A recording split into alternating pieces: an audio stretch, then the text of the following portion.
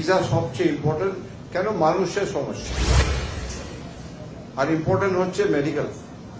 তাই জন্য আজকে প্রথমে আমি পুরো ঘুরে দেখলাম, আর খুবই ভালো লাগলো যে অনেকদের সঙ্গে আমার একটা ডিসকাশন হলো, ওদের কি সমস্যা আছে। অনেক বাচ্চারাও এসেছিলেন।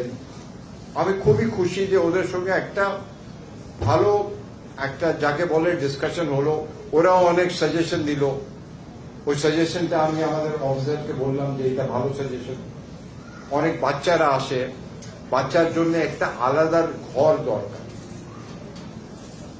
আলাদা ঘর যেখানটা টয়স হবে, বাচ্চাদের জন্য কিছু খাওয়া দাওয়া হবে, কিছু ওইখানটা জল, পানীয় জল, মিনস বাচ্চারা যার ভালোভাবে, কেন কি অনেক সমস্যা হয়, একটু যদি ওয়েট করতে হয় বাচ্চাদের জন্য অনেক সমস্যা। তাহলে ওই জিনিসটা আমি বললাম আমার অফিসারকে।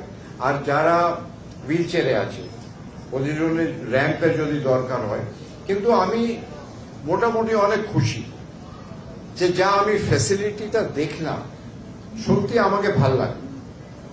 আমাদের অনেক ফ্যাসিলিটি যে প্রাইভেট সেক্টরে আছে কলকাতায়, ওই সবচেয়ে আমি ভাবলাম যে এখানটা খুবই ভালো, কিন্তু সব জিনিসে একটা ইমপ্রুভমেন্ট করাই যায়। তাহলে আজকে আমি যা বললাম যে নর্মাল ট্যুরিস্ট ভিসা, ওই ওই ওই ট্যুরিস্ট ভিসা ওপেন যা নর্মালসি আছে ওইটা করে দিলাম। আর ওইটা আরম্ভ হবে 28 জুন থেকে। I called on the Honorable President of Bangladesh and presented my credential today. I am coming straight to the Indian Visa Application Center from the Honorable Rashtrapati's premises, straight after presenting my credential to the Honorable Rashtrapati.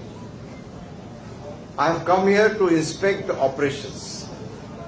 It is heartening to see such a large footfall of people here at IVAC.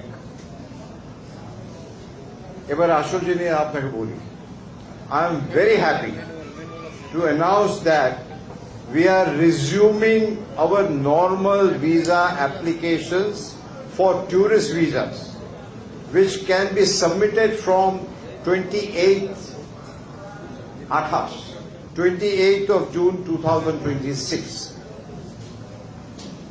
আবার আমি পড়ি that I am very happy to announce